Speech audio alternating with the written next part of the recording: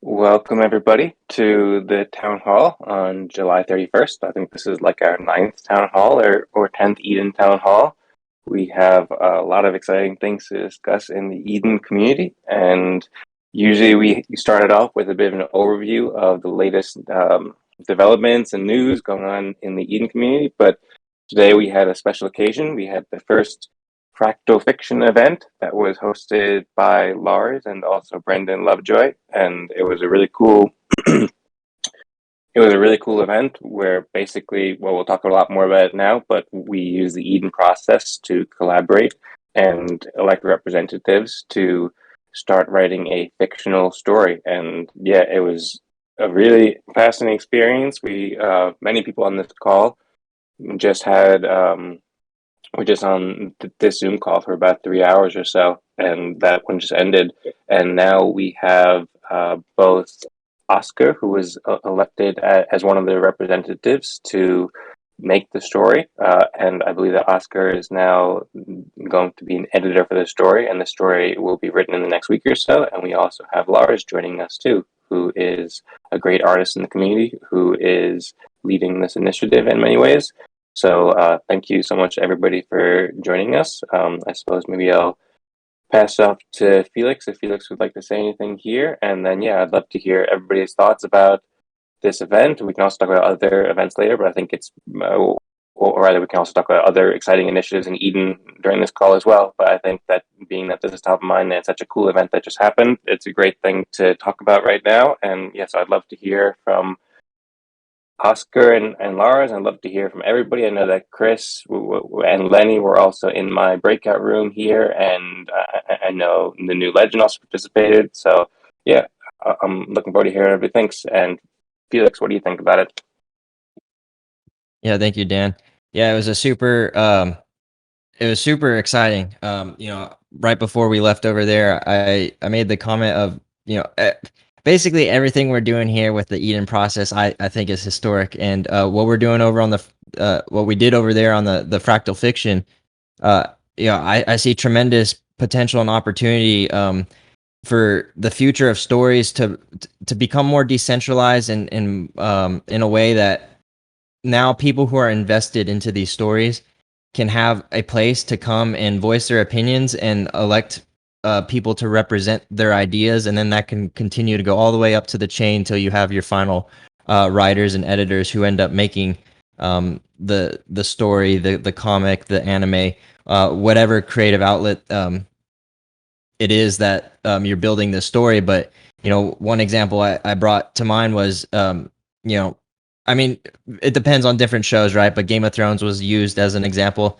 A lot of people were upset with the ending, and it was an awesome series, and there's a lot of great moments in it. But then it's like at the end, a lot of people felt disappointed because everyone was super invested in the series, and then at the end, the closure just wasn't there. And to have a place or have something that has a potential to be able to reach uh, and get the opinions of everyone who wants to have their opinions heard and like translated into a story, I think would probably do a better job of getting a better concluding or conclusion to a long going series. And yeah, I think that's super exciting in my opinion, because now you really truly have people who now are more invested other than just the time in these stories, and they're using this process. So tremendous potential here, and super excited to be a part of it. And yeah, big shout out to Lars for being a first mover in this and getting this kicking. So so yeah, I'd love to hear from Lars, but also everyone else of overall thoughts of the event.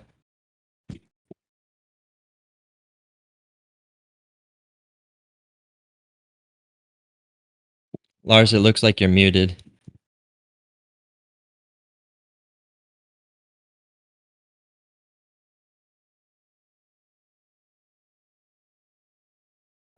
While Lars unmutes, could somebody post the internet address of the cartoon that it's based on?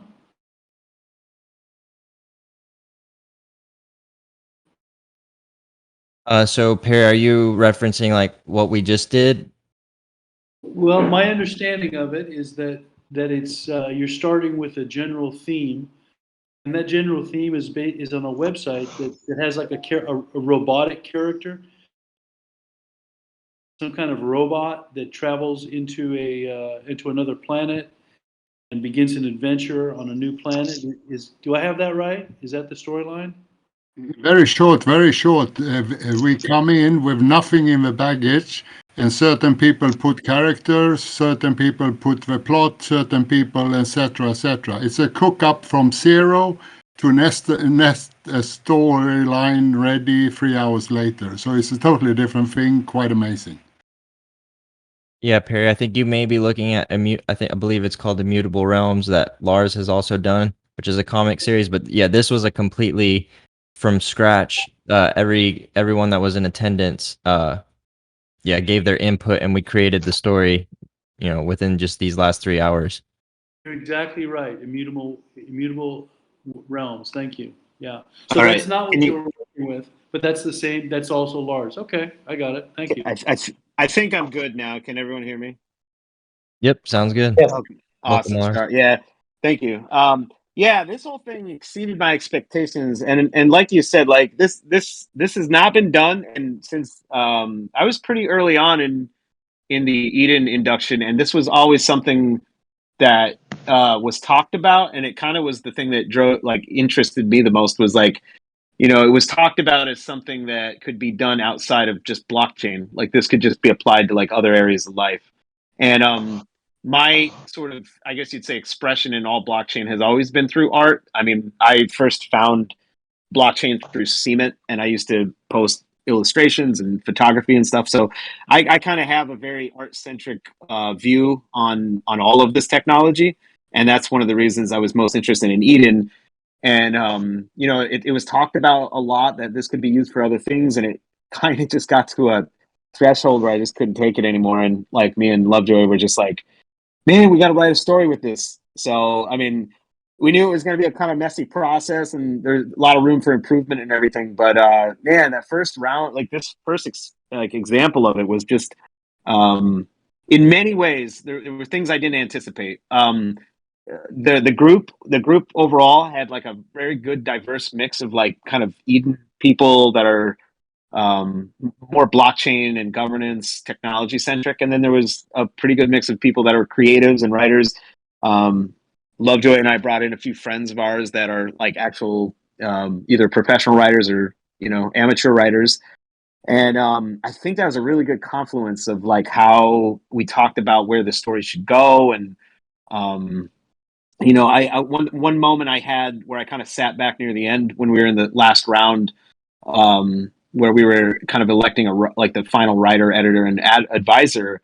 Was we had two women, which I thought was incredible because like that's another thing gets talked about a lot. There's no women in blockchain. There's no women in all these areas of of this process, and that was an awesome moment where Sophia and Farah were like really strongly, kind of putting their life experience behind the story and the characters, and it was really a beautiful thing. I was very, very happy with how it went. Yeah, I agree. I think that, yeah, that was nice to see that we had women in attendance and leading.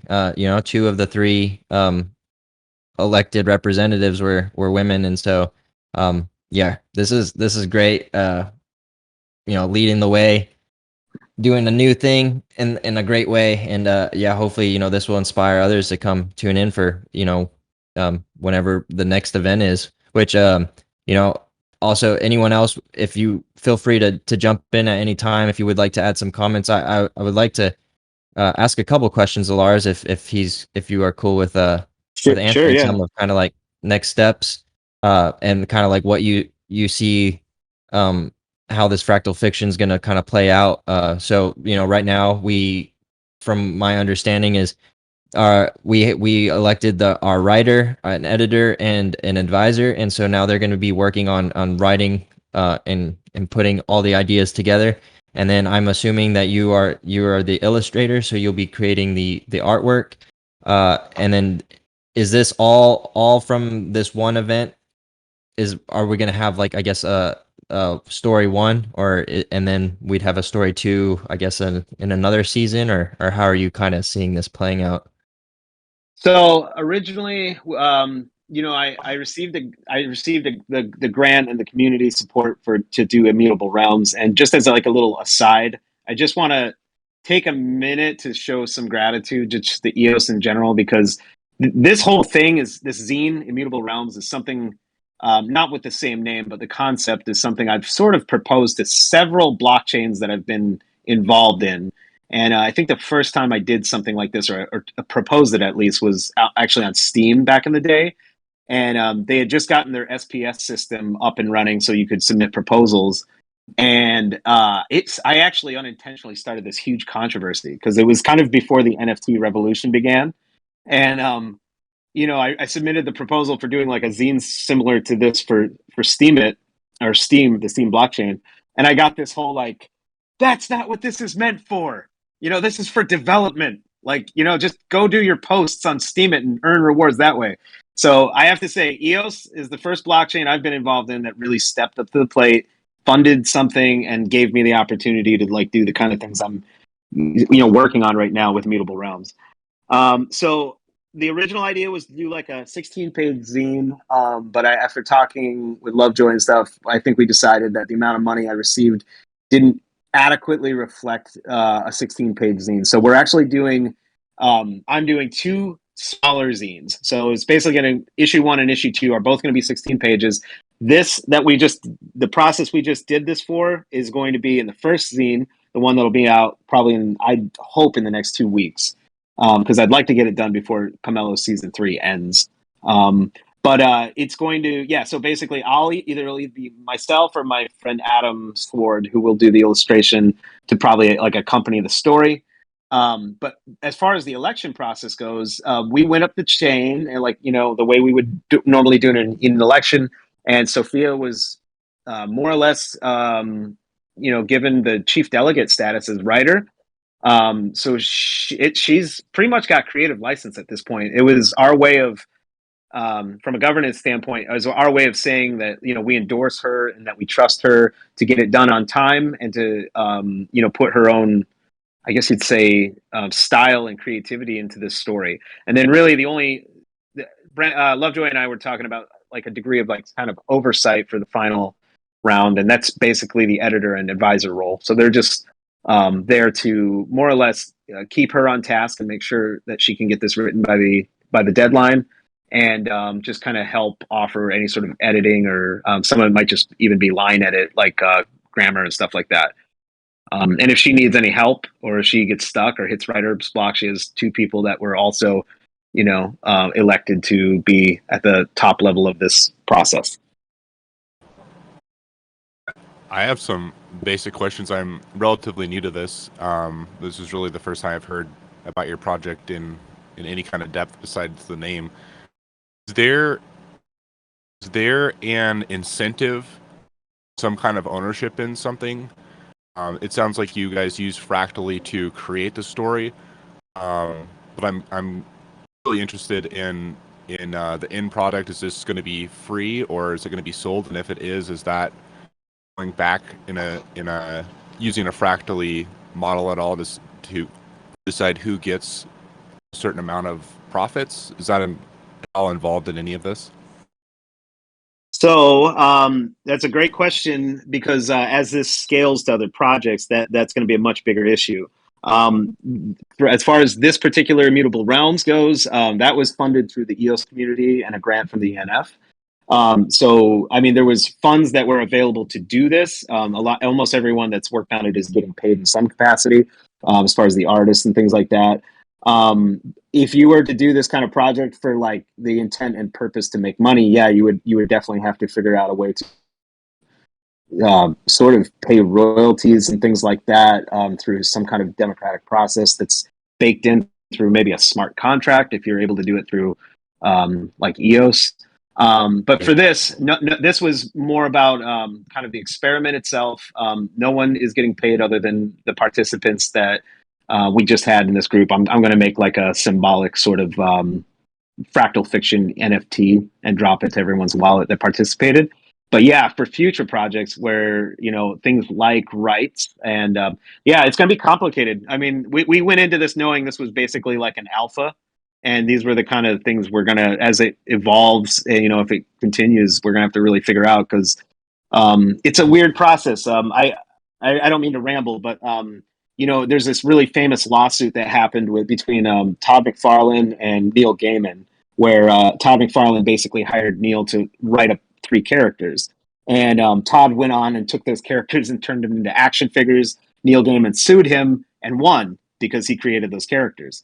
But in other situations, like in Hollywood, you have writer rooms where you'll have 16 people that get thrust into a room, and your job is to make a show like Game of Thrones. And your only real job is you get a salary to basically create meat that's chopped off the bone and thrown on the table.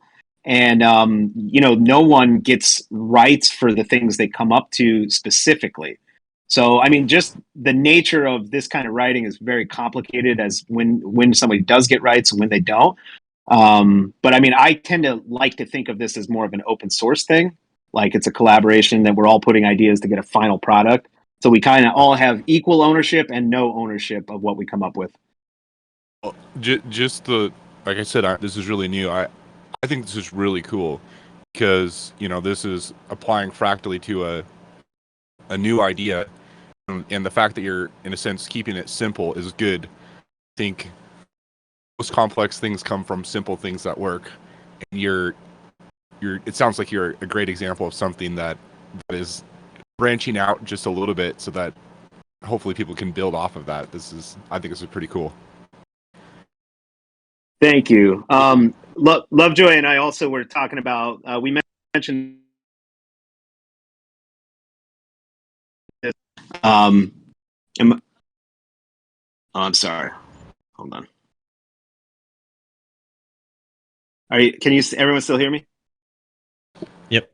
Okay, sorry about that. Yeah, Brandon, Lovejoy was actually calling me right in the middle of that. But the thing we actually were talking about is, like, I think Lovejoy and I are both, especially recently, kind of consumed with what's happening with AI. We both started messing with Midjourney. For anyone that was in the Fractal Fiction Telegram channel or the group, if you've seen that logo that we're using, that was generated by AI in about 40 seconds. Lovejoy literally wrote a prompt that said fractal fiction icon, and in about 40 seconds it created that image, and it's perfect. So we're also using OpenAI to, like, we're just fascinated by how these chatbots can more or less talk to you like a human. So we were kind of talking about this process of fractal fiction. It may kind of be one of our best chance to stand up to this increasingly capable AI. This would be a way that through a democratic process, you could kind of harness whatever unique thing there is that humans are able to do to write creative stories. So because we were imagining this as a more efficient, more streamlined process, and who knows, like, one day this might be available as like a service, maybe through like an EOS service is offering fractal fiction as like an alternative to AI generated stories.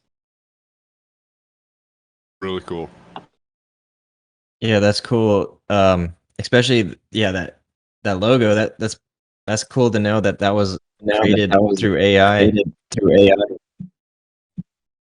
Yeah, and it was scary.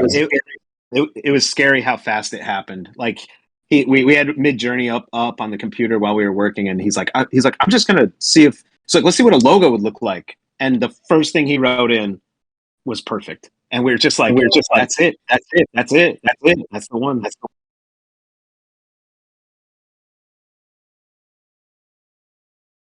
Yeah. Another thing I'd like to add. Hey, Dan, we're getting some feedback on your end. Test. Yeah, still getting that feedback.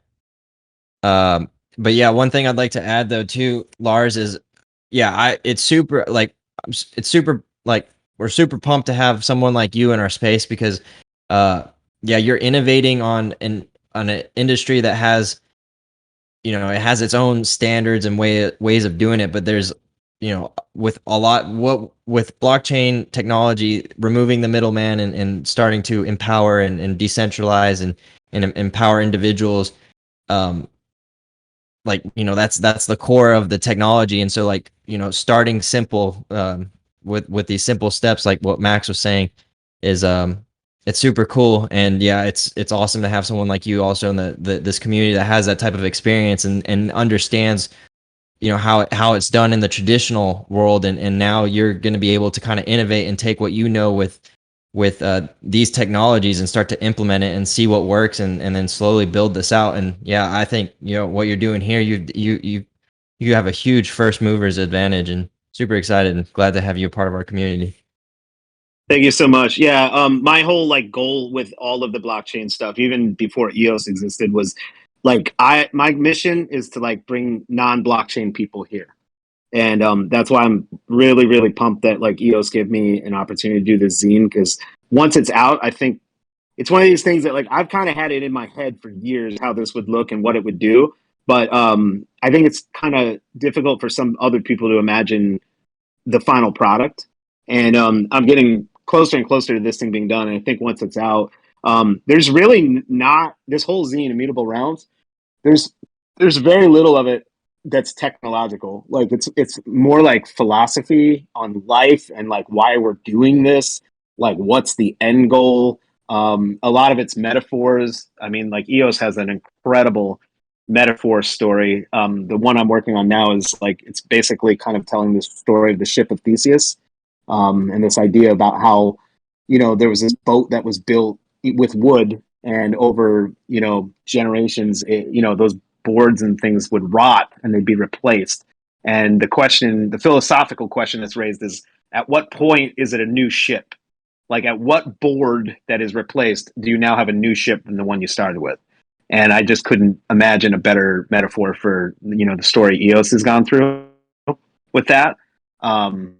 So I mean, there's not going to be a lot to read if you're into like technical things like transaction speeds and resource management stuff. There's not going to be a lot in Immutable Realms, but I'm hoping this will be the type of thing that like maybe people that aren't really into it for that reasons, like artists and things like that, are able to like grab onto and share and things like that. So we'll see. I mean, I got the opportunity now, just got to basically live, publish this thing to my most truest, most authentic vision, and just hope that people like it.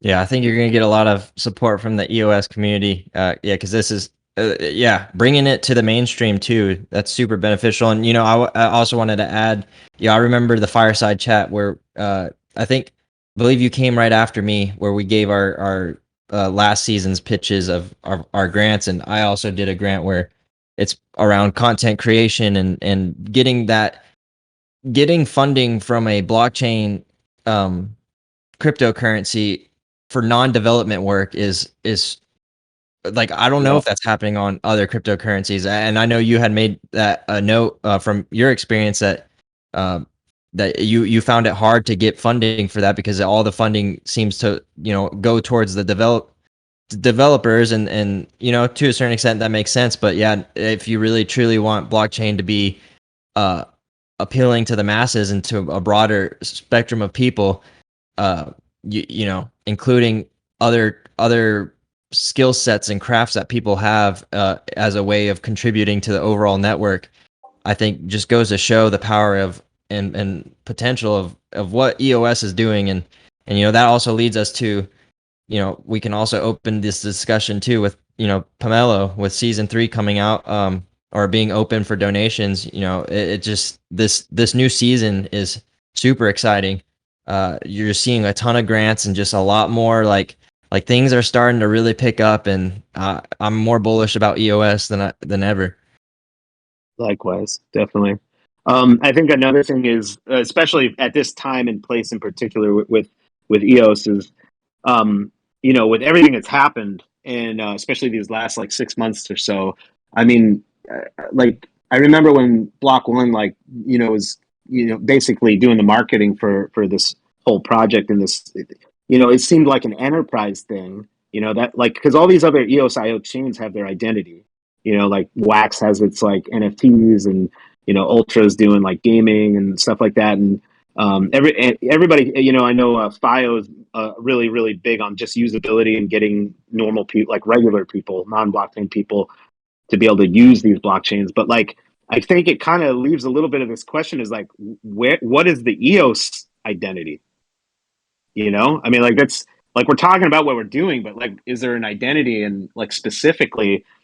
And I again, like with what I'm at least trying to do is like, I mean, I'm biased. Like my interest is visual arts and things like that. So I want it to, that's my hope is that like, people can see it as like a powerhouse that and maybe it's community support, like you were saying, like that could even be the identity, is just like a governance based. We have Eden, no one else has anything like Eden.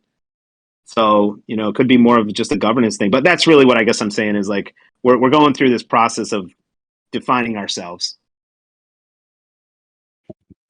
Yeah, that's really interesting points too, to think about EOS, of like what is its identity within, I guess, amongst the other EOS.io chains. And yeah, that's a great argument too. I mean, you could think if it's like the central hub for community based like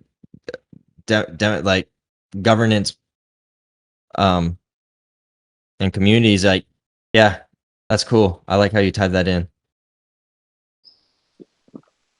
Yeah, I think that empowering communities to cooperate with these governance processes is a really great focus for EOS. And Lars, I was also wondering too, before you mentioned something about how you and Lovejoy were thinking about how this could evolve, or I'm not sure if that's exactly how you phrased it, but you mentioned something about the potential for like a fractal fiction service on EOS, if I heard you correctly.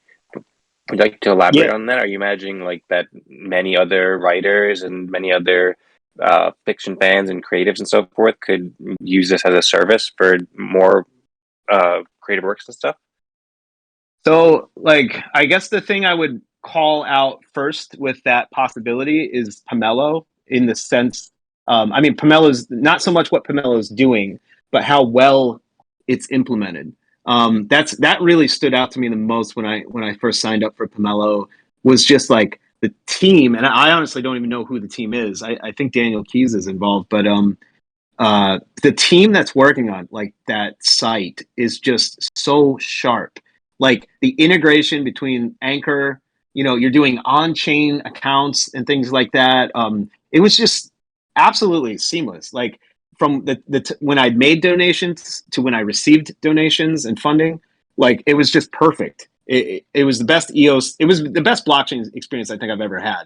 It just felt like a normal Web 2 website, but it was doing all this crazy Web 3 shit. And I imagine if you got like that team, yeah, the way I think Brandon and I were like kind of ruminating about it last night or a couple nights ago was like, you could do a thing where, basically people have accounts, they sign up to this Fractal Fiction-esque sort of website. And then, maybe there'd be some sort of vetting involved or some kind of credential to get your account made, just like we have with Eden.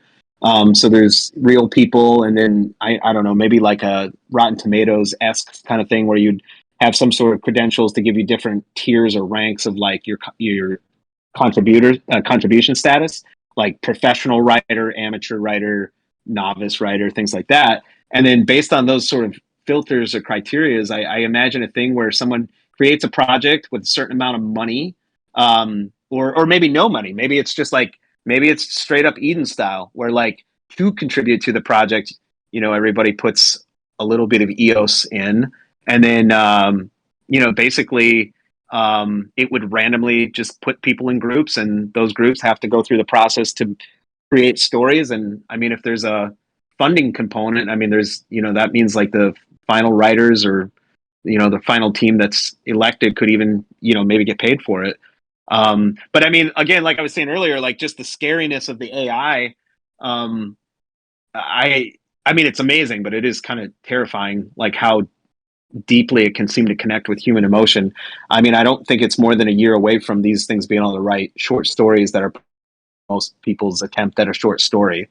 And I was thinking this fractal fiction service could, sort of be the other side of that, or maybe an alternative option to just an AI writing you a whole story. You would get this democratic story written by, you know, a dozen or 2 dozen people, like real people with real life experiences. Fascinating. Yeah. It's super fascinating that artwork for the logo was made by the AI, and that's beautiful. And yeah, I'm very interested to see how that evolves with the actual writing. I've seen some things from GPT-3 from a year or two ago that were extremely impressive, and so it'll be very interesting to see how that develops. And then there certainly is a lot of benefit and uniqueness and unique value to this process, in that it's also bringing people together too. Like, it was a really fun experience meeting everybody in the room, and then also, in addition to making the story, you're also able to make the content where people are on video and people are like joking about different parts of the story, and you see like the whole process of how that story works. Whereas the AI, it's a black box. You just type something you don't know. It's magical, Right. and it's amazing in its own way. But and this has certainly its own beauty and its own potential that the AI can't replicate. But also combining those two together is really an interesting thing to explore too. Yeah, I'm I'm very interested to see how this can evolve as a service. Another thing that reminded me of too is the um, community and app called Hit Record. So Hit Record, if you guys aren't familiar with it, it started by Joseph Gordon-Levitt and his brother. Joseph Gordon-Levitt is, of course, a very popular actor and director. And like 10 years ago or so, he started the app called Hit Record, and there's a community of I think multiple tens of thousands of people who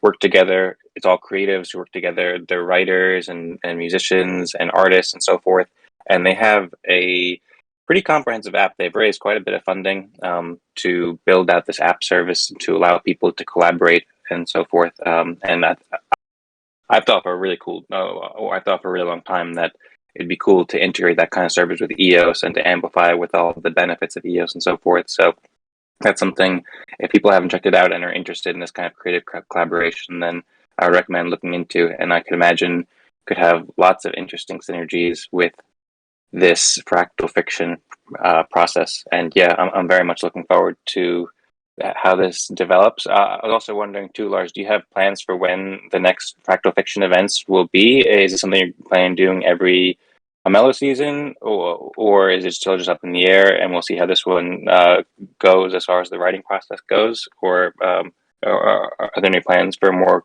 consistent events in the future?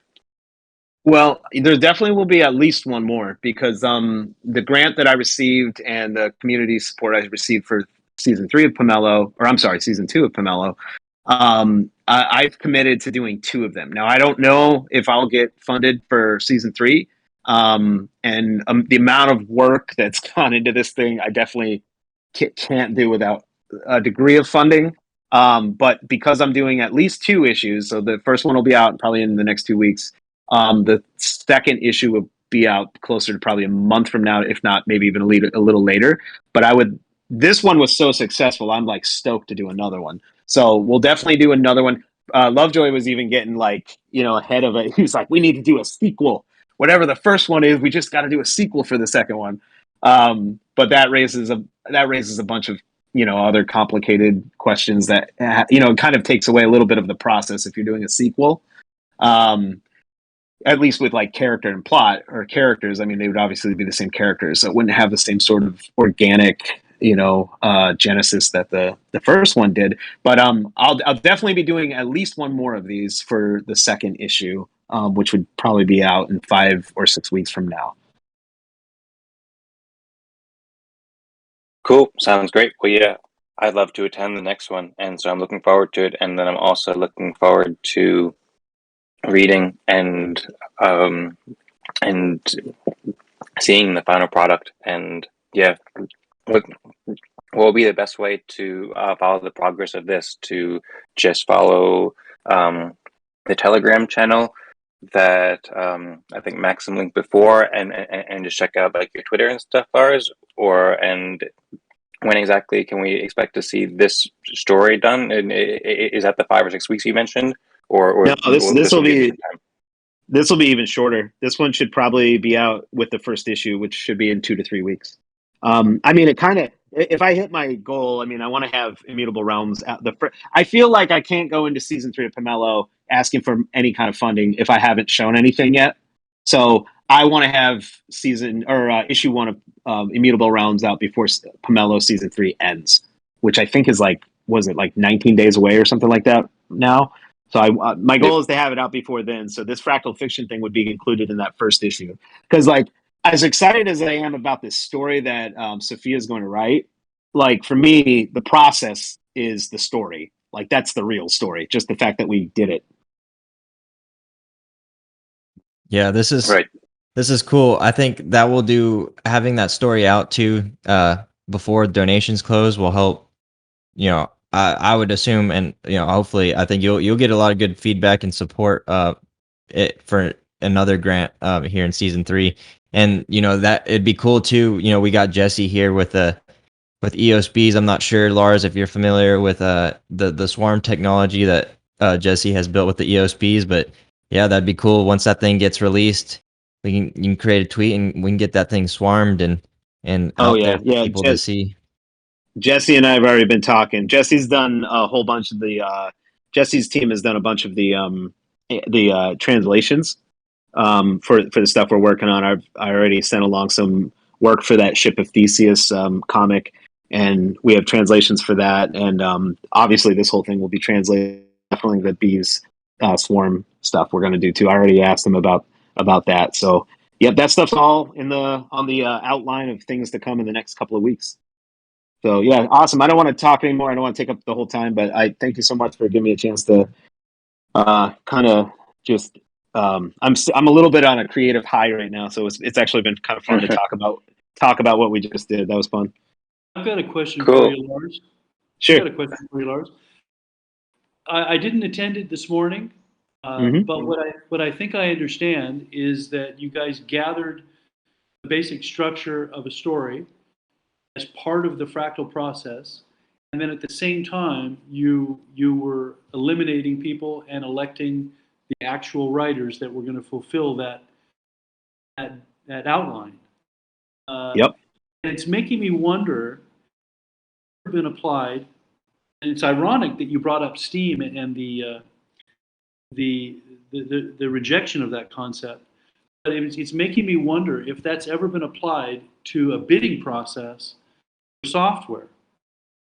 For example, why if that's successful, why would it not be applied to, for example, the next ENF? Maybe not the next one, but at some point, an ENF plus initiative. So let's say, for example, not to take anything away from Aaron, but just as an example, what if the ENF put out a proposal that said, let's define a wallet experience, an onboarding experience, and here's the pot of money to do it, and let's decide who's going to actually write that. That's a fascinating idea to me.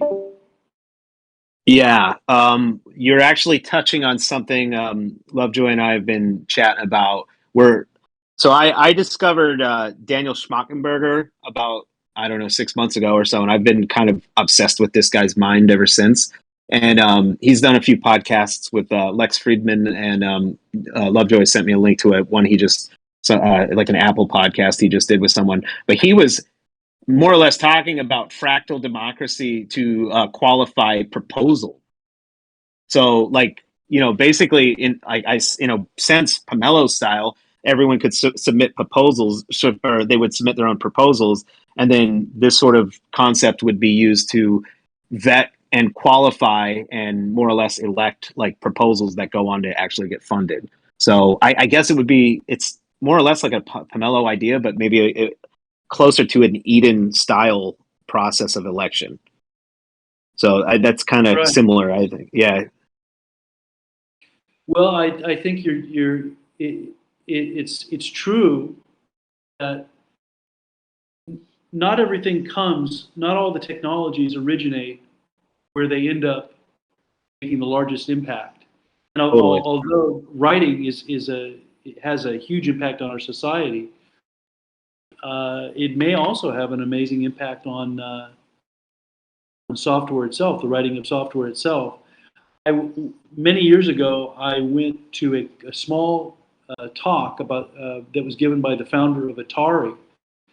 And this was, I think the talk was in the 90s, and Atari was of course, one of the original gaming consoles that came up in the 70s and 80s. But one of the points that he made was that gaming is really the and we all know this now, gaming and gambling and porn, they were the start of the internet. And it was from all of those things, everybody playing those things, all the other stuff was discovered and given value and growth and so on. So what you're doing may be the beginning of something much larger. So that's kind of cool. Yeah. Yeah. The thing is, like I was saying earlier, my sort of expression of all this stuff is just art and everything. So some of whatever weird role I've been kind of thrust into, as far as like doing the administrative part of this, or like the visionary part of this or anything, it's honestly only because like I just wanted this to get to happen. It's not something I'm particularly skilled at. I'm not like I don't consider myself like a great leader or visionary or anything, but my brother and I were just chatting a little bit about there being types of people in the world. Like there's the why people, and then there's the why not people. And I'm definitely just like a why not person. Like, what's the worst thing can happen? This like fractal fiction thing is going to be lame, and everyone's going to be uncomfortable for 3 hours.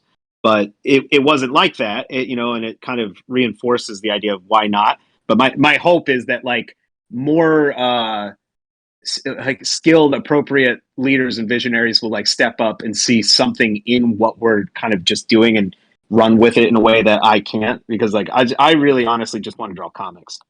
I want to write stories and draw comics. So that's really where I think my role ends. But man, there are, especially this community in particular, just the brilliant minds that we have in this space. So I'd rather those people like see, if they see something that's promising, I hope they take it and run with it. And in the sort of spirit of like a decentralized like community, and just open source ideas in general. Yeah, That's cool. Cool. it seems like it could be applied to definitely to news. That's for Mhm. sure, right? Definitely. I've been throwing around that idea of applying a fractal to news in some way. Not in the creation of news, but of the curation of news. Hmm. Yeah, so that's where I'm going with dnews.zone. Is ultimately I'd like to consider how to apply a fractal to a news site, not the creation of news, but the curation of news. Right. So all very interesting to me. Yeah, I'm confident that this Eden process and fractal process will empower all kinds of creative works, including the curation of news, creation of news, creation of writing, creation of art. And so I'm really thrilled to be seeing the first experiment with Fractal Fiction today. And thanks again, Lars, for putting this together and all the great work. And also thanks for joining us and answering questions. I'd also be very curious to hear from the people who joined the event today too. So I participated and shared some of my thoughts, and Felix did as well. Also, we have Oscar here. So Oscar was elected as one of the representatives, and Oscar is now the editor. So basically, we first had a 45-minute breakout room where we chose the initial set of representatives, where we chose 3 representatives because there was 3 rooms, and then Oscar was chosen as one of those representatives, and then Oscar and Sophia and Farah were the 3 representatives, and then they spoke for another about hour and 15 minutes or so while we all listened to them craft the story with dragons and all sorts of interesting fantastical things going on too. So I'd be interested to hear. I know also the new legend participated. I believe Anas participated too. It's great to see you here, Anas. Thanks for joining us. And Lenny was there too. Lenny had some very kind and exciting words to share before we started recording. So I'd be happy to hear if Lenny would like to share those again so everybody can hear, or I would especially like to hear Oscar's thoughts too, being that Oscar was the representative, or if anybody else has any thoughts about this too, then I'd also love to hear it as well. Hey there. I'm excited. It was very exciting, and I have to say that the fact that we had two women in the meeting, and they took the power because they're very talented and skillful at the whole thing. It was very amazing. It was I haven't really seen this happen much in blockchain around, and yeah, I think that since we're applying this format of process, and this is something new that has not been seen before, we are making history, and we're making it in a very gentle and meaningful way, for me at least, and I hope for everyone as well. I don't want to give you many spoilers on the story, but yeah, it's gonna have dragons and time travel and stuff. Where we aimed, it was very difficult. One of the challenges is that we were a lot of people, and even though some were leaning to, some of us lean to, let's say, blockchain and coding and stuff like that, and some others lean towards the creative part. Everyone had a creative bone at the meeting, so everyone was pitching ideas and contributing to the story, and this part is amazing, because the challenge is to gather all those ideas and all those contributions, and to put them in a story that doesn't turn out to be a complete saga. Even though some very good ideas we had at the beginning, for example, in my breakout room, we came up with a sci-fi theme, and we were thinking of so many things that ultimately couldn't really make it to the story, because, like I said, too many things that are gonna make this of an entire saga, and we can really do it at the moment. Hopefully, in the future, we have more opportunities to pitch ideas like that. In this case, it ended out reminding me of so many good stories that I've seen before, that I've played in video games, that I've watched in series, that I've read in books, and this also speaks to me in several ways.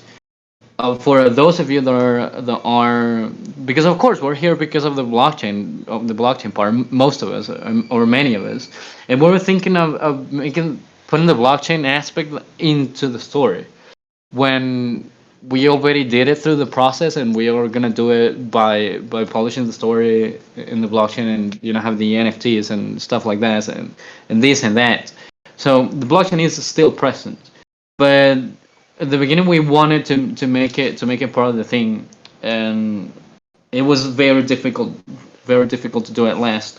But not everything was dropped, and things, at least the Eden name was conserved in there somehow as a reference, and I'm hoping as an editor I can contribute to not to manipulate what the writer is going to come up to, but maybe help some with some details here and there, and hopefully, who knows, help her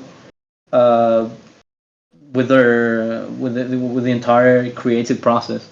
This is for all of those who were thinking of dragons, and how to integrate dragons and sci-fi and technology and futuristic time travel theme, all of that. You can look for videos and stories like the Rock of Basilisk, which is a very interesting AI experiment thought, which I recommend you to see. The story is not going to go like that, but it's something very interesting that reminded me, the story reminded me of. If there is something I wanted to say, it would be that it's a shame that we don't have enough time to let this develop freely and wildly as much as it wants, and let the story become whatever it wants. because of time and these difficulties. And of course, we don't want to put the pressure of the whole community on the shoulders of the writer alone and the editors. But yeah, I think it's a shame that we can let it freely go as much as it wants. But it's amazing that it already exists in all of us as a community, because it already the seed has already sprouted. So the story is just waiting to be born, and it's waiting to be shared, and basically to be enjoyed by everyone who not only reads it but also knows that they took a part in the creation. So this is gonna be like our very community and children with many fathers and with many parents, which are gonna be all of us. And I hope everyone enjoys it. At least I know I'm gonna do.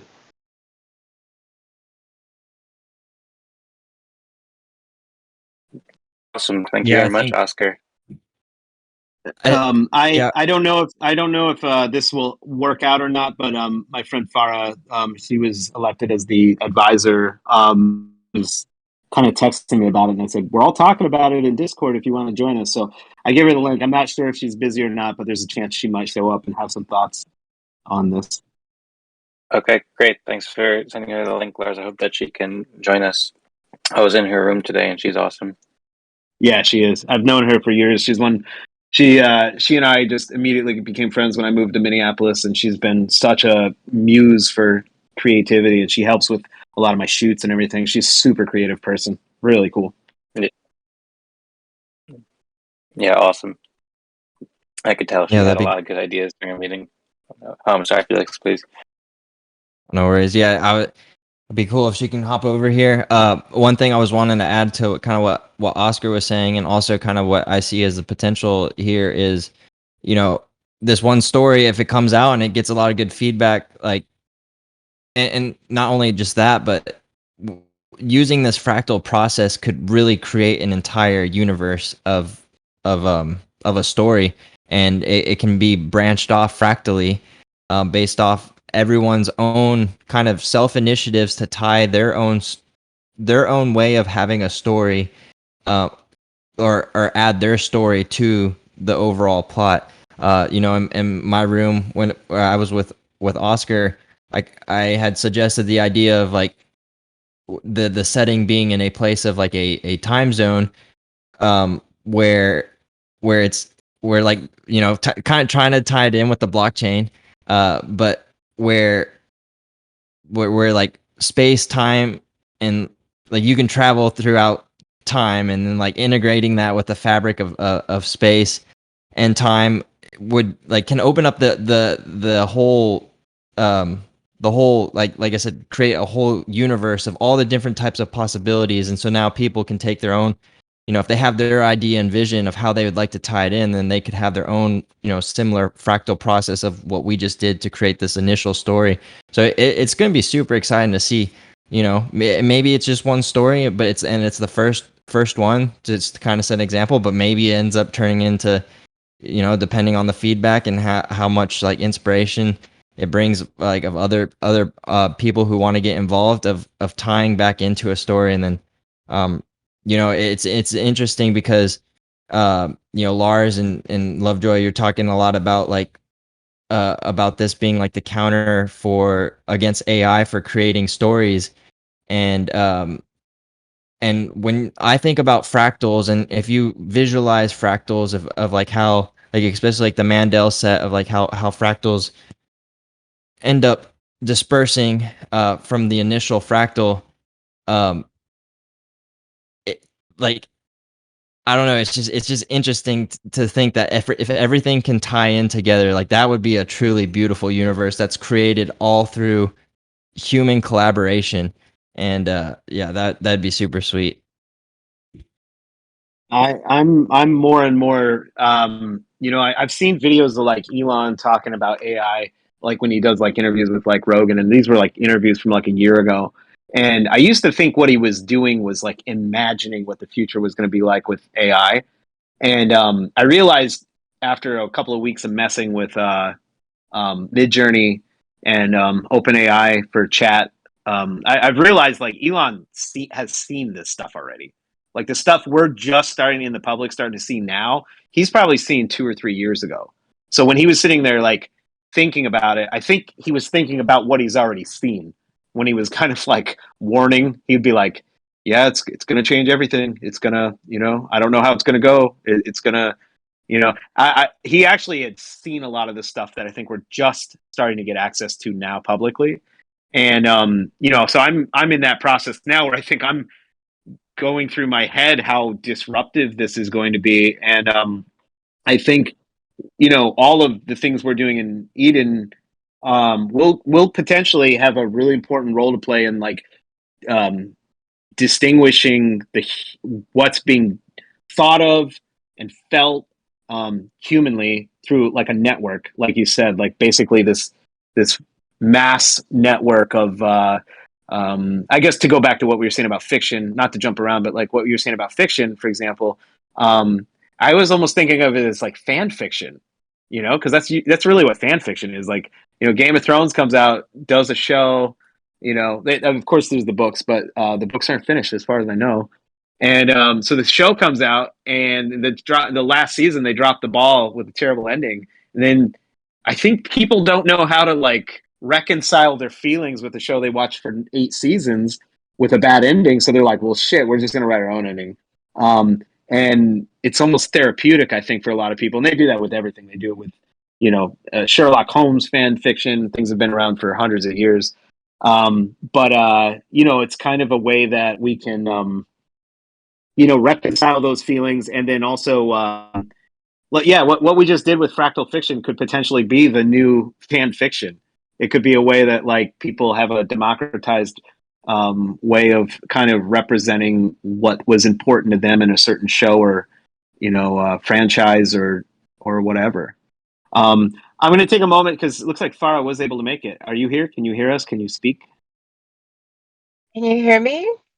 Yeah, hi. Hi. We're kind of all just nerding Hey, out about Farah.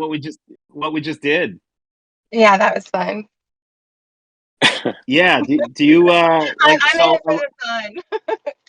Well, good. That's actually what we were talking about just a little bit ago. Is how like a lot of people in blockchain tend to be siloed into. They're just like their social circles. Their whole life view is like blockchain, transaction speed, resource management, things like that, governance. And what we just did. I mean, you're not really. I've known you for a long time. I've never known you to be a super involved blockchain person other than I guess you hold some Ethereum, right?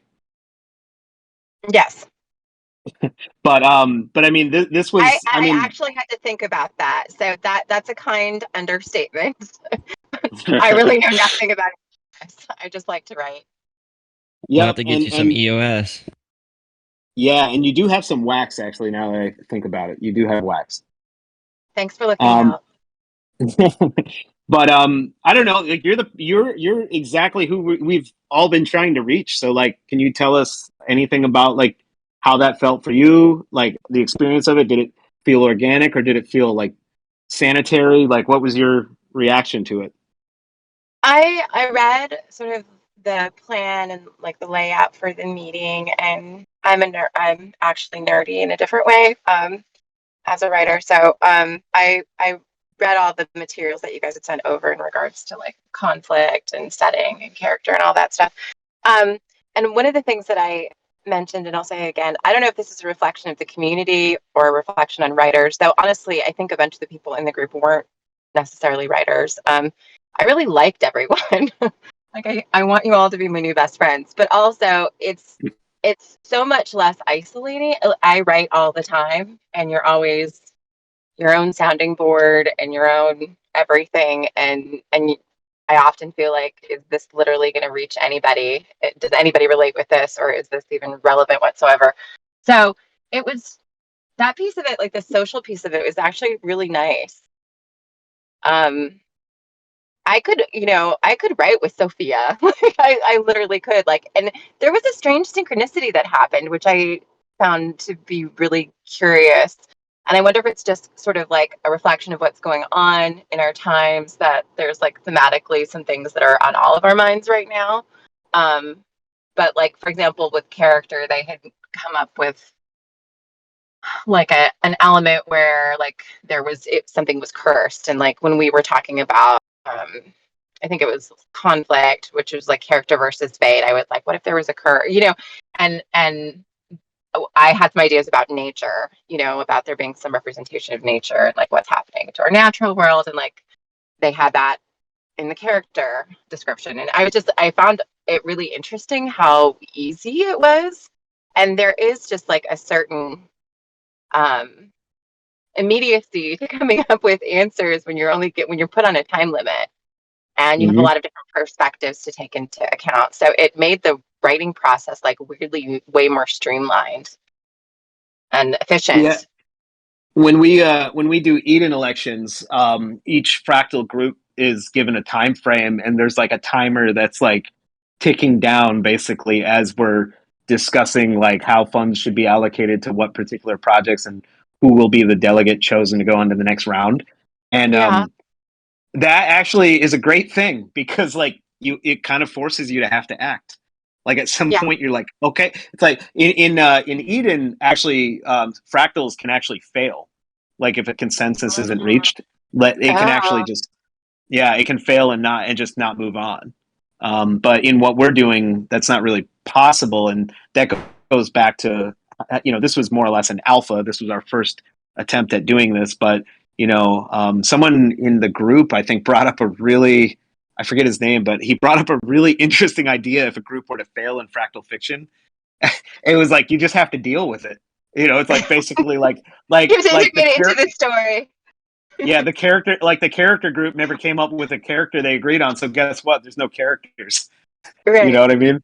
Like Yeah. I don't know. They Interesting get really idea. meta. I don't know how practical it would be, but I liked the chaos of just deal with it.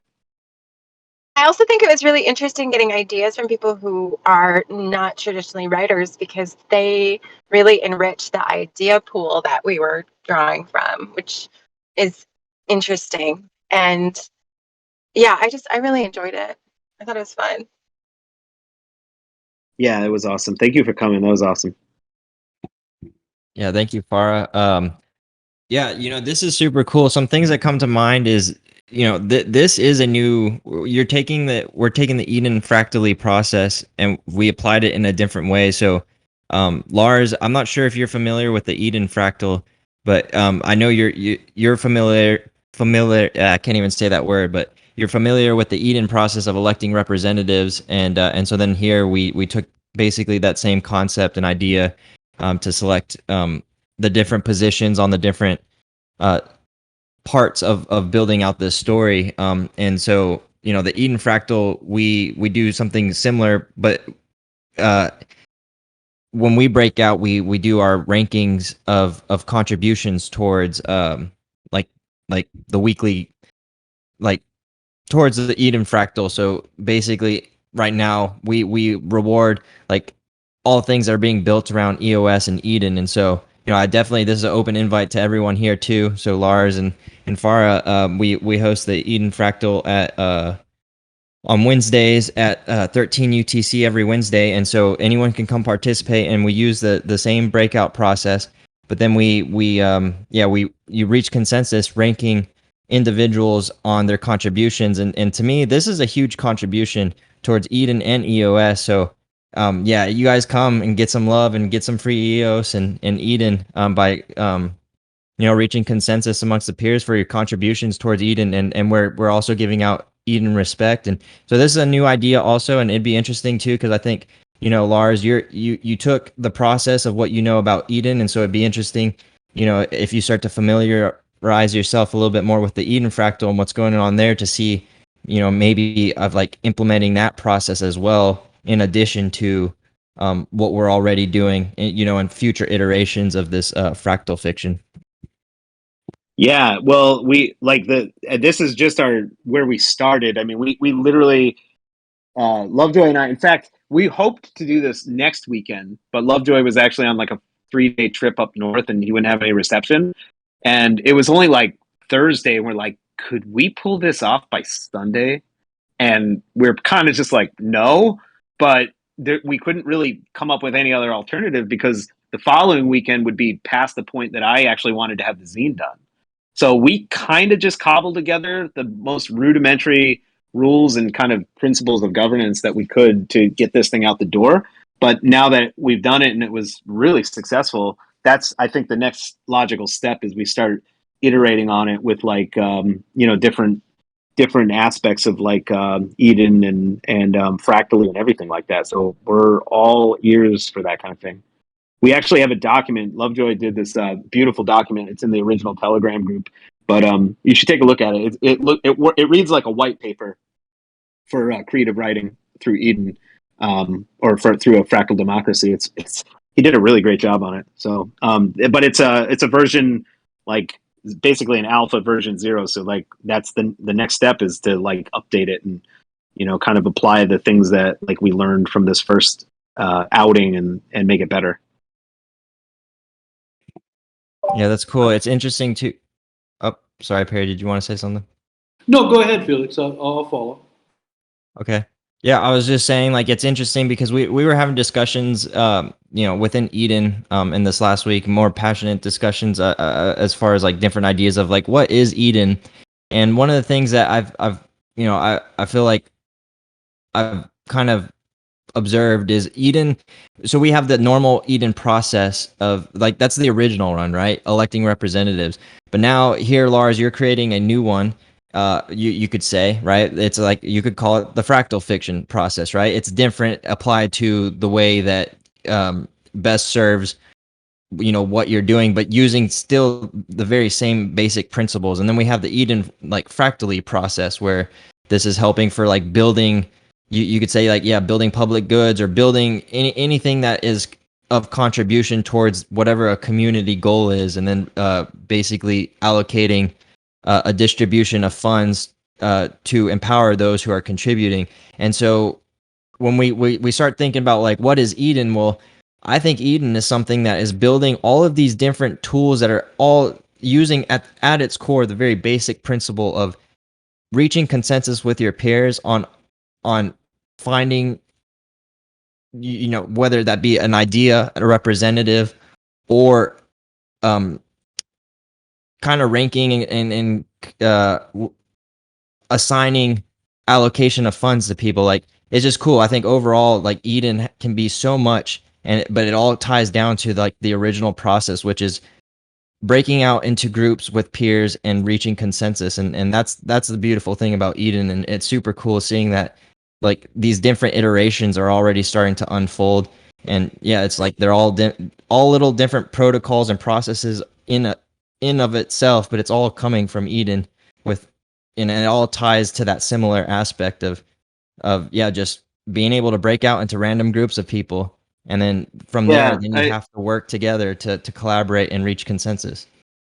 I like that idea. It's almost like Eden's like the hardware store, and it's like depending on the job you have, you can go to the hardware store and get a different tool, because like you could use the same process to make a movie. Like you can make an indie film or something, or actually once upon a time, long before we got to the Fractal Fiction conversation, myself, Lovejoy, and our friend Mark Bailey were having like legitimate conversations with the Minneapolis City Council, because like obviously we've had all kinds of issues out here with defund the police and police brutality and all kinds of shit with George Floyd. And we right around the time Dan came out with the book, More Equal Animals, I'm on this Minneapolis Green Zone. It's Northern Green Zone. It's like it's a subcommittee of the city council, and so I had some access to some of these people in the city council, and we had I think 3 or 4 meetings with them, more or less pitching the concepts of Eden to or fractal democracy, to like trying to make some improvements to our police force. And at some point it kind of hit a roadblock because for like stupid political reasons. Basically there was like the mayor ended up kind of absorbing more power than the city council had, so kind of it was a moot point at some point. But anyway, it was a conversation that started. So getting back to what I was saying is, it's like, depending on the project you're working on, Eden could be the tool shed, just, grabbing purpose built tools to achieve your goal. And in this case, like, obviously with Fractal Fiction, we had to like kind of purpose built this one just for us, the way a story is written, but you could apply that to pretty much anything with some ingenuity. That was my comment that I was going to make, Lars. Is how could this be applied to, let's say, something like a Daily Show or a Conan and O'Brien show? I know there are teams of writers that work behind those shows, even though it's maybe just one person, or a Saturday Night Live skit.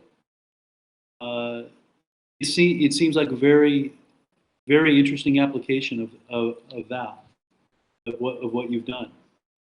That would be a really fun project to see, like maybe if a future story or something could be done. Like, when I think of Immutable Realms, I mostly think of like, I don't know if you remember Heavy Metal magazine back in the day. Um, but heavy metal, kind of like eerie, creepy, Tales from the Crypt, kind of stuff like that. I love anthologies. If I had to apply it to a show, like what I was trying to harness in a TV show or something, it would be Love, Death, and Robots. So like every little part of the zine is sort of its own little microcosm story. But it would be really fun to do an issue that was like Mad Magazine, kind of satirical humor. And that would be such a fun process to have a group of people, just because people's sense of humors are so different.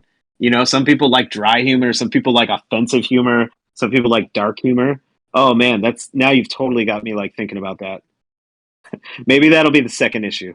Like we'll go humor or something as a theme.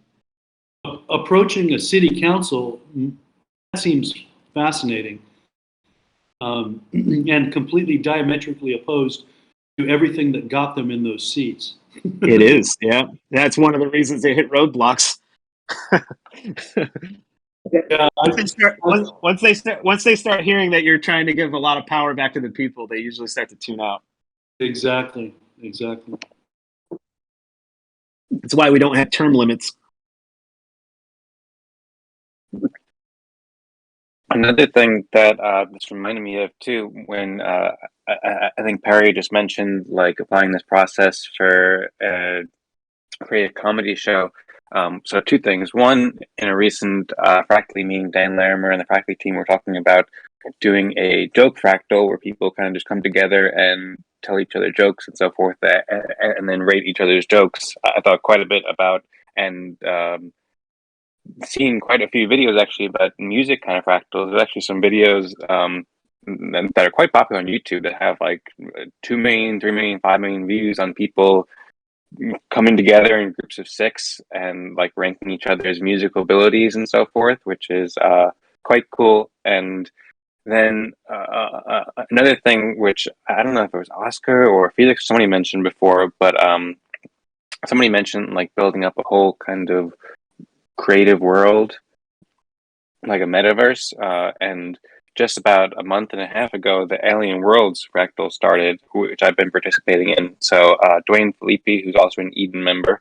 And by the way, I like the idea of Eden as like the place where you can get tools, but then also in addition to that, it's also the community too. It's also the community of people who know the tools and can help each other use the tools, and then can help join the events and so forth, because the tools are only useful when you have a great community of people who can show you how to use them and to be able to collaborate with. So it's both the tools and also the people in the community. But that's a bit of a digression. But yeah, the Alien Worlds fractals. So Alien Worlds, I think most people are probably familiar with it here. Although I suppose Farah is probably not familiar with it. Maybe a couple people, but just a brief overview. It is, I believe, the most popular game in the blockchain space right now, and there's like a couple 100,000 people playing it. It's a very basic game where people explore different worlds and they can mine different cryptocurrencies and different NFTs from different worlds. And So recently, an Eden member, Dwayne, started the Alien Worlds Fractal, and so far we've just been meeting every week with maybe 15 people in the Alien Worlds community, and I'm quite new to it. I'd just been loosely following it for the past like year or two, but I didn't really know anything about it. But now I'm getting to know people in the community, and it's really cool and fascinating to learn about. And like I can imagine a future where it's like when more people start participating, and when this fractal gets more momentum, and people know what they're doing and so forth, and we kind of get um, our situation set up where anybody can come to the group and say like, hey, I made this cool art for this planet, or I made this cool story where you can go to this planet and then you can go read this story, or check out like this cool infographic or a cool design or cool video or whatever. So like I can imagine that this process will like really help people make all kinds of creative works, including like the comedy show, where people can just come together and be like, hey, I made this really cool comedy thing that could be potentially included in the show, and then bring that to the meeting every week. And then at each meeting every week, I mean, one, it could be like the process like we did today, where it's totally making it during the actual process, but then there's also the option of sharing what you've done over the past week or so forth. And then when you come together at the end of the week and you come together for the meeting, then you can share, oh, here's what I did to add to this story. Here's the artwork that I did for this story. And here's the writing I did for this story. Here's the video, and here's the music and so forth. And then that, I mean, I think there's a huge amount of potential in that. And that'll be super, super fun and exciting. That's just a thought. I'd be curious if anybody has thoughts about that, or also any other thoughts about this whole process too, of course. But My mind is exploding with fractal porn, okay. where the winners receive 2 tickets to an exotic location 1 week with a full movie set set up for 3 days of shooting.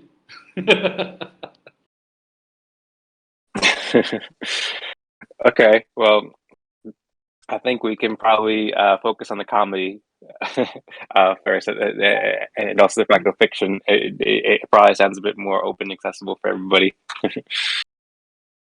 I was thinking stand up, like with metaverses, I could definitely see, stand up being a thing. Like once we all have our metaverse avatars, and you could, kind of test your jokes with like a fractal audience, and then actually have performances. That's coming. I mean, that's I have friends that play. What's the other one? Blankos. And Hmm. man, I was like amazed with how far along Blankos is. Like it basically was like a Roblox experience, like metaverse Roblox. But I'm not familiar with you. How does Blancos relate to what you're doing? I'm not clear on that. well, I was just basically saying what we were talking about with writing comedy, and then I was thinking metaverse, like performances, like stand up comedy. So you could have a fractal of like a group of people that you kind of test jokes with and everything, and then at some point, I mean, they do that in like I think I watch MMA a lot, and like they do that with like they have a whole season basically of like a kind of like a reality show where all these people are in a house together, and they train, and they get into fights and shit like that. But at the end, they actually fight. Like there's actually like fights in the cage. And the comedy version of that, I guess, is just like a bunch of people like testing jokes out and stuff like that, and seeing how they fare. And then, like you were saying earlier about rewarding, rewarding the best jokes based on that particular Eden group. And then in a metaverse sense, basically doing stand up. Like you could have they do that with concerts and stuff in metaverses now. Like they have like these big music festivals where like metaverse bands take a stage and actually perform. Yeah, it's moving really fast. It's like some of the shit is like when I was working with Facing, it was like we had a client that this group called Sounder, and they had basically a metaverse band called Skulls, and they did a huge performance at like a metaverse concert. It was insane. It was like all of the NFC artwork we did at Facings was like on the behind them on the stage, and they had this, and there was like a bunch of like little avatars of people in there jumping around and like they were at a fake concert. It was really surreal. But I never, until this moment, I never really thought about the prospect of like stand up comedy. It's amazing what you've done. Seems like you've just opened up people's minds. So definitely mine for sure. Thank you for that. Yeah, it's my pleasure, and it was a lot of fun to do. And I'm grateful that, well, both that everyone was able to come and participate, but also, just like I said, not to overly show EOS, but this is the first blockchain that has given me a chance to, at least from a funding perspective, ever saw the value in what I wanted to do to a point that they were able to like put the money up to actually let me do it. So big, lot of respect to EOS for that, and the ENF and Pomelo and everybody that contributed in Pomelo. So I'm gonna have to run, guys. I actually have a shoot I got to run to. So I had two things booked today. The first was the Fractal Fiction, and my shoot starts at 3:00. So I got to get my camera together. But thanks for hosting this and allowing Farah and I to show up and speak, and for everyone that made it to the event earlier. It was really cool. Yeah, thank you, Lars, for attending. We really appreciate it, and yeah, look forward to what you have coming. Have a good one. See you. Thanks, Lars. Yep, take care. See you. Also, with that being said, I'm not sure. Probably would be a good place to wrap us up here, and probably next. Looks like we've been recording for like an hour 20, so we can go probably another 9 more minutes of discussion if you guys have some things you guys want to talk about. But yeah, it's been a long day for those who were in attendance of the event prior. So we'll wrap this one up here in the next 10 minutes. But yeah, feel free, any like closing remarks. Between you and Dan, the amount of hours that you guys log in is just astounding to me, to be honest. Appreciate it, Perry. It's super exciting times. Like, feel good. Oh, dang, I was wanting to say bye to Farah too, but yeah, that was super cool to have her on as well. And yeah, it's the things are picking up, man. It's so crazy. Like Dan and I, we were thinking about how, like maybe like Dan was sick a couple of days ago, so he's just still recovering, and then also like I was on the road and attending that event, and so we wanted to push out the town hall to make time for that event and not rush anybody who were wanting to attend this event. But then we didn't know who was gonna like want to stick around after being on for 3 hours, and we had an amazing turnout. And so I'm just glad that we're staying consistent and doing this every week, and it's just going to show the engagement and activity that's going on in the EOS community, the Eden community, all these events that we are all attending weekly. Is just, the sentiment is just getting so good. It's just so hard to not like get overexcited, but I don't know. It feels like we're close, guys. And so there's not financial advice, but I think all of the hard work and efforts that this community has put in this past year is really starting to come to show, and it's a pleasure having and attending these events with all of you guys every week. I have some financial advice, Felix. I don't know if I've seen it, but I would certainly donate to a Pomelo pitch for you and or Dan for hosting all this stuff. I mean, it's a lot of work. I know what it's exhausting. Even though we're just sitting down most of the time. We're listening. I know you're re-listening to everything and creating chapters on a lot of the stuff. I would certainly donate to that Pomelo pitch. If you guys just said, you're not building software, you're hosting, and that's a function of the community. And I value it quite a bit. So if you don't already have one, I encourage you to make one, and you can count on a few EOS for me for sure. Thanks very much, Perry. Yeah, that's something that Felix had considered doing a Pomelo pitch for this show, and I don't know if we reached a conclusion, so that's something that we should consider more, and I think it's a good idea. Maybe we should put something together quickly. I've been working on my Pomelo pitch and new upgrades for Eden Creators, which is related but not the same. And I know Felix also has a Pomelo pitch for Felix, like Pomelo grants or Pomelo.io/grants/Felix, I think, for Felix's creative work in general, which I recommend everybody checking out. Felix, of course, does awesome creative work in addition to this. And then also, I think Felix put up, or I know he did put up, I don't know if it's up right now, one for Eden Fractal in particular. Although I'm not sure if that's up or what the status that is. But yeah, thank you very much, Perry, for that. And I'm curious to think more about that. I'm curious to hear Felix's thoughts. Yeah, thank you, Perry, and thank you, Dan. Yeah, I'll put a link for the one grant that I have for myself with where what pertains to like that one's probably more for my YouTube channel, even though I'm posting this. Dan and I have talked about doing a grant around the Eden Town Hall. So I think that may be something that him and I will work to try to get this week, because I think that would be beneficial for both of us. And then right now I've been working on the Eden Fractal Pomelo grant. I'm still trying to get it approved. I've had to kind of there's just some things that like Pomelo is saying is not a public good. So I've reworded it, and I'm trying to get more insight and advice of like what I need to change so that can get approved, because I want to push that one pretty hard, because we can get funding for the Eden Fractal and use that on our developers to continue to build out open source tools, which that's the public good right there. Then I think that's just going to get us in the right direction. Just the hosting itself, the act of hosting, the labor, is that a public good? I don't know. It seems like it. I don't know.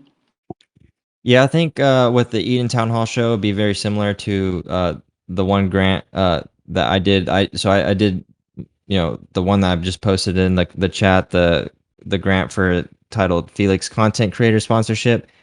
It got approved, and it got approved again this season. And the idea is the public good that I'm delivering on is the public, or the public accessible videos around educational content around EOS, Eden, and everything that I'm involved in. And so it would make sense. I don't think we would have much trouble getting an approval for the Eden Town Hall show for hosting these. And then so we'll definitely put that up. And then we love the support and appreciate the encouragement to do so. Today was interesting, but normally on these shows, there's a lot of interaction between Eden chief delegates. So they're not just chit chat. It actually, there's a lot of things that are happening that impact the entire community. Decisions aren't made, but conversations are had, and details are exposed. There's a lot of details that don't get written on Telegram or spoken about in the actual official meetings. So there's a lot that goes on, and people do listen after the fact. So right now we only have, let's say, 11 of us in this particular room at this moment, but more people listen to it, and then they refer to it on Telegram. So they're useful, and I think they have a real function in the community. It's important. That's cool what you say, Perry, because we are all a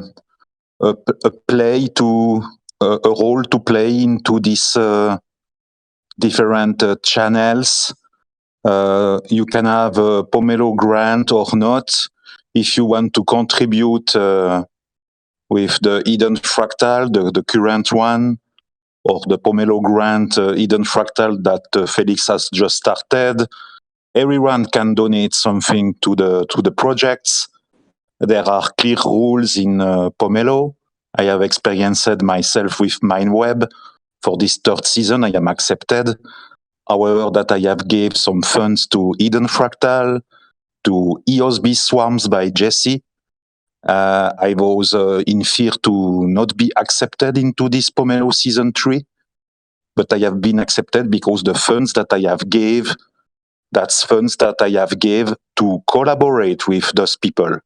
So if you just give funds from your Pomelo grant to another Pomelo grant and you are not collaborating, that's clearly sponsoring, and that is not permitted. It's not allowed. You can be, maybe you will be rejected, but if you are collaborating, that's okay. I was discussing of that with Daniel Keys of EOS Nation, and I was accepted with mindweb.io.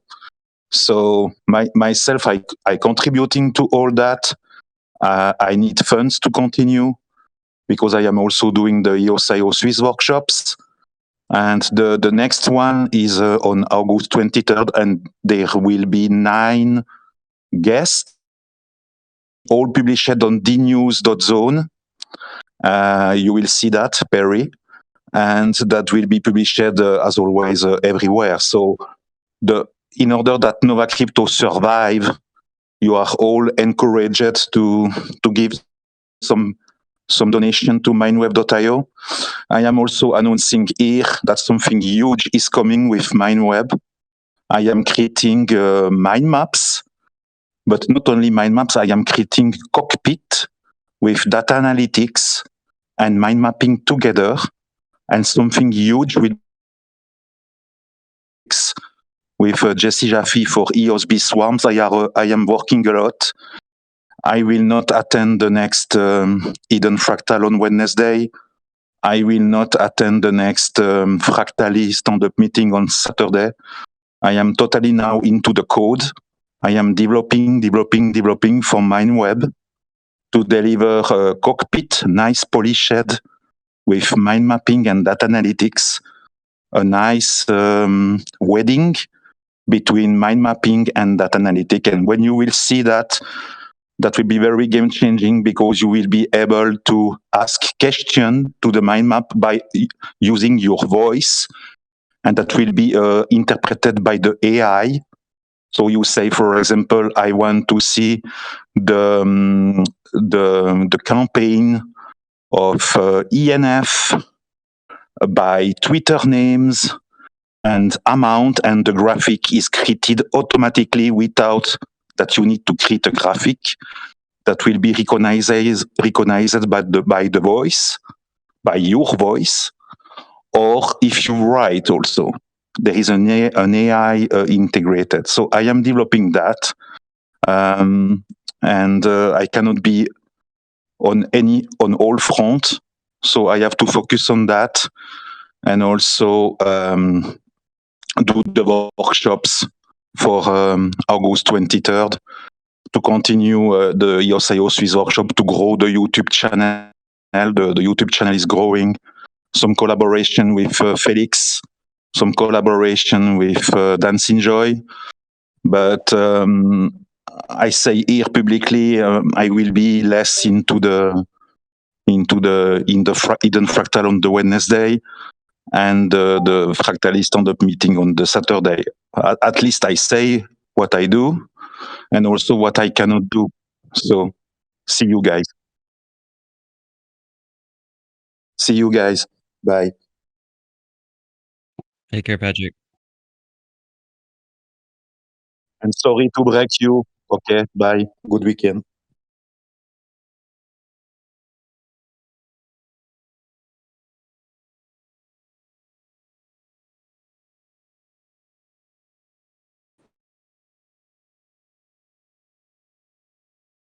Sounds good. Thank you, guys.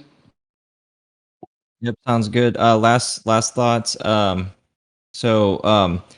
Chris, if you're still here, I know we talked earlier. So basically, we're gonna be inducting him to become an official Eden member. So Dan and I are I just need one more witness. So any Eden member here that would like to. I can. Okay, cool. Yeah. So right after this, I think. I have already stated that the last time. I can. Okay, cool. Well, all right. Well, yeah, I just wanted to get that real quick. So basically, we're gonna end the show here, but then we'll do a quick video between the four of us to get him inducted. And you know, I do see maybe this could be something that we do here on the Eden Town Hall show too. Is it'd be cool we could anyone who's interested and like came and attended here and is inspired to become an Eden member, if you know, if they voiced and like voiced themselves enough and people feel comfortable with inviting them because of the town hall and their participation in the event, then you know, afterwards we can start inducting people. So yeah, but yeah, thanks again, guys. Much respect to everyone who comes and attends these, and it's very much appreciated for your guys' support, and it keeps me and Dan, you know, super inspired to keep this going. You know, even on times when like it's just like a like kind of like a lesson for us. Like him and I were talking, like maybe we, you know, maybe we cancel this week, but we were gonna see how the turnout was, and you guys all showed up, and you know, we ended up going almost here 2 hour and a half, approaching 2 hours. So thank you guys very much. Thanks, guys. Take it easy. Thank you. Hello? Has the meeting started yet? Send the links, Zoom, to me, please. Yeah. When does the town hall start? I've been sleeping. I'm just Ah, kidding. you can stay here. Okay. Okay. Just press the stopped record. You missed it. But yeah, I'll send you a link here, or we can do it. You can always go to dnews.zone, and we have a calendar on there with this event and all the other events. And I'm adding events all the time. And dnews.zone.